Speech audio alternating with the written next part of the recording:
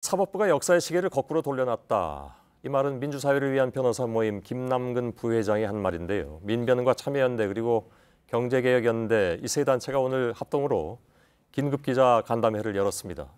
어제 있었던 이재용 부회장에 대한 항소심 판결의 문제점을 지적하고 나섰죠.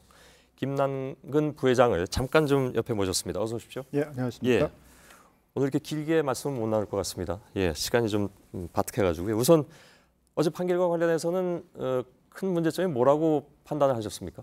삼성그룹의 이재용 부회장으로의 경영권 승계에 대한 현안이 인정되지 않는다는 게 가장 충격적이었습니다. 예. 삼성 이재용 부회장의 경우에는 주력 기업인 삼성물산의 주식들을 거의 갖고 있지 않았는데 제일모직과 삼성물산 합병으로 20%가 넘는 지분을 가지게 됐습니다. 예. 대통령의 지시를 받아서 보건복지부 장관과 국민연금공단 이사장이 이것을 지원을 하다가 실형까지 선고를 받았는데 막상 그 혜택을 받은 사람은 경영권 승계에 대한 그런 사실이 존재하지 않는다는 판단을 받아서 과연 이렇게 사실관계를 인정해도 되는가라는 의문이 들었습니다. 예. 뭐 보시면 저희들이 뭐 어저께 다 보도해드렸습니다만은 일부를 빼놓고는 다 지금 일침하고 이제 뒤바뀐 그런 상황이 됐습니다. 그 중에서 이제 수동적인 뇌물죄 적용이라는 것 여기에 대해서는 법조계에서 좀 여러 가지 논란이 있었던 것으로 알고 있습니다. 예. 무엇이 모순입니까? 1심에 있어서는 이제 정치 권력과 자본 권력의 부도덕한 유착이 이 사건의 본질이라고 그랬는데요. 예. 2심의 경우는 이걸 이제 완전히 뒤집혀가지고 겁박에 의한 수동적 뇌물 제공이었다라고 했는데 예. SK그룹 같은 경우에 있어서는 뇌물 요구가 있었지만 그걸 거절하기도 했고 다른 그룹들은 소급적이었는데 삼성그룹 같은 경우에 있어서는 국정농단의 주범인 최순실을 직접 만나서 뇌물을 전달을 하고 또 뇌물 범죄를 은폐하기 위해서 허위의 용역 계약서까지 만들었습니다. 예. 이런 게 과연 수동적이라고 할 수 있는 것인지에 대해서는 의문이 많이 듭니다. 예. 이거는 사실은 근데 거꾸로 박근혜 전 대통령과 최순실 씨, 특히 박근혜 전 대통령이 어떤 지위를 남용한 강압이 있었다라는 쪽으로 얘기가 나왔기 때문에 거꾸로 보면 박근혜 전 대통령에게는 더 불리한 상황이 된 건가요? 두 가지가 있을 텐데요. 일단 예. 뇌물죄 범죄들이 많이 축소가 됐기 때문에 그 점은 유리하지만 뇌물죄 범죄를 저지르는 데 있어서는 그 겁박을 주면서까지 뇌물을 요구했었기 때문에 죄질이 안 좋다 그래서 그건 형량이 올라갈 수 있는 사유가 될 것 같습니다. 그런가요? 오히려 박근혜 전 대통령 지지자들은 어제 판결 때문에 박근혜 전 대통령의 판결에 대해서도 희망을 갖게 됐다라는 분위기가 있는 것 같은데 그러면 그건 잘못 판단한 것이겠네요. 미르 재단이라든가 K스포츠 재단이라든가 영재센터 같은 것도 이제 박근혜 대통령에 대해서 뇌물 수수죄로 기소가 되어 있습니다만 그 부분에 대해서는 이제 준 쪽이 무죄가 됐으니까 받은 쪽도 무죄가 될 가능성이 있어서 물론 이제 재판부마다 달리 판단할 수 있습니다만 그 점은 이제 박근혜 전 대통령에 유리하게 된 것으로 봐야 되겠죠. 근데 기본적으로 이 재판부와 박근혜 전 대통령에 대한 재판부는 다르잖아요. 예. 그래서 이 재판부가 박근혜 전 대통령이 더 잘못한 것이라고 얘기하는 것이 박근혜 전 대통령의 재판부에는 어떤 영향을 받게 됩니까?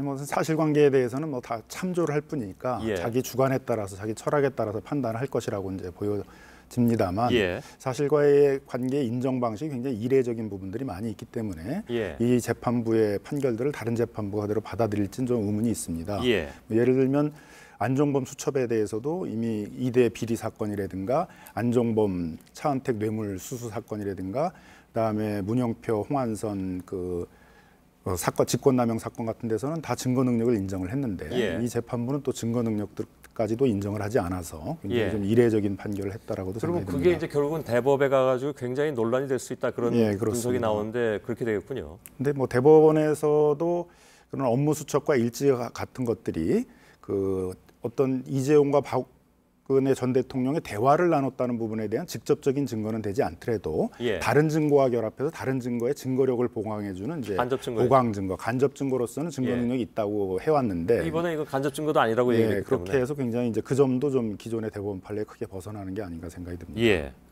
그럼 이제 그 부회장님께서도 결국은 대법원에서 이 문제는 굉장히 논란이 될 것이고 이것이 그러면 다시 환송되는 경우도 예상해 볼 수 있다 이런 말씀인가요? 그럴 가능성도 있다고 생각이 듭니다. 증거 능력뿐만이 아니라 국외재산 도피죄 문제에 있어서도 최순실이 해외에서 재산을 은닉하기 위해서 만든 페이퍼 컴퍼니에다가 돈을 보내는 방식을 했는데 뇌물을 제공한다는 의사만 있었지 재산을 해외로 도피한다는 의사는 없었다라고 또 판단을 해서 그것도 굉장히 좀 이례적인 판결이 아닌가 생각이 듭니다.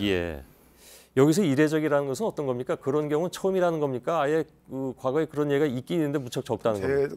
해외 재산 도피죄 같은 경우에 대해서는 판례가 많지는 않지만 그런 경우에 있어서는 재산을 은닉하기 위해서 만든 페이퍼 컴퍼니 같은 데다가 돈을 보내는 경우에 있어서는 그런 그 재산 은닉들을 도와주기 위한 측면들도 있기 때문에 보통 그런 경우에 있어서는 1심처럼 이제 재산 도피죄를 인정을 하는데 그 점도 인정을 하지 않아서 사실관계가 좀 굉장히 이례적으로 판단한 것이 아닌가 생각됩니다. 36억 뇌물을 인정했으면서도 형량이 낮다라는 것에 대해서 뭐 어제 이후에 굉장히 많이 얘기가 나왔기 때문에 따로 제가 질문은 드리지 않겠습니다만은 한 가지만 더 질문드리자면 아예 이번 재판부가 형량을 정해놓고 그에 따라서 논리를 개발했다라는 비판도 있습니다.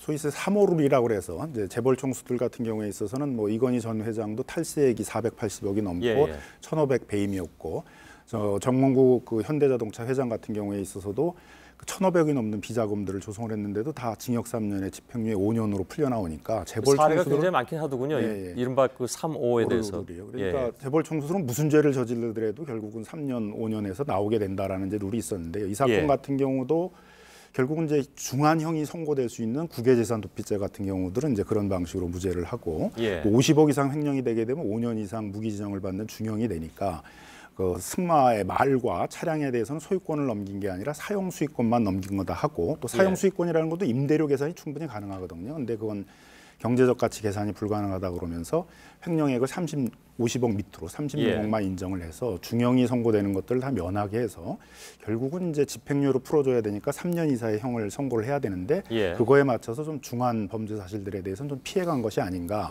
그게 법조계 일반적인 분석입니까? 왜냐하면 여기 또 변호를 맡은 사람들의 입장에서는 애초에 특검이나 이쪽이 너무 무리하게 여러 가지 내용을 좀 그 혐의 사실로 했기 때문에 그 혐의 사실에 맞추기 위해서 다른 증거를 갖다 붙인 것이 아니냐.